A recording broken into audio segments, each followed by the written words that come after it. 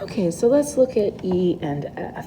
Now, while you might not see these as often, I made sure that we talked about them on the practice quiz so you could hear me explain how to solve them. So this one seems to have parentheses on both sides. So the easiest thing to do is to go ahead and multiply those out so that it doesn't. So 3 times 5 is 15x, and 3 times minus 4 is a minus 12.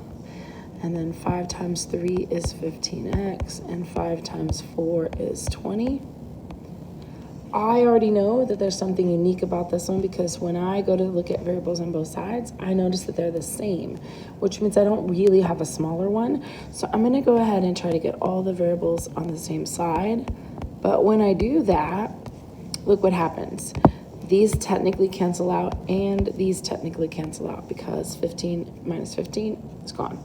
So I end up with negative 12 is equal to 20. Now we know that that is never going to be equal to each other. So we know we can put the little slash or the equal sign, which means not equal. And then our answer down here is no solution. Okay, so now let's try letter F. So again, I have a lot of variables and a lot of numbers. So the first thing I'm going to do is going to go ahead and I'm going to highlight all my constants, which doesn't look like very many. And I'm going to highlight all of the variables. So now we're going to go ahead and do that.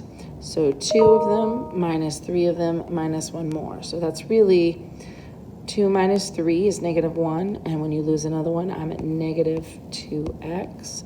I still have the plus 13. Over here, I end up with 3 minus 5, which is also going to give me negative 2x plus 13. I notice right away that these seem identical, but I'm going to go ahead and show the work just so that we can all see what that would take to show it. Clearly, we're going to add 2 x's to both sides. So we have variables on both sides, and negative 2 is small. So again, these are going to cancel out, and I'm going to be left with 13. And those are going to cancel out, I'm going to be left with 13. And 13 always equals 13. If it bothers you, you can go ahead and cross them out like this if that helps you. But 13 always equals 13. So this would be infinite solutions.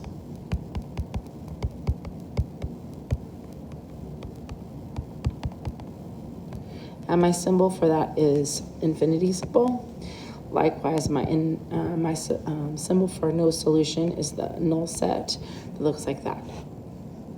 So that kind of gives us an overview of how to solve the specials. And we've now done one of each of the types. So again, if you don't have these questions memorized in your head to ask yourself, please consider having them written in your notes.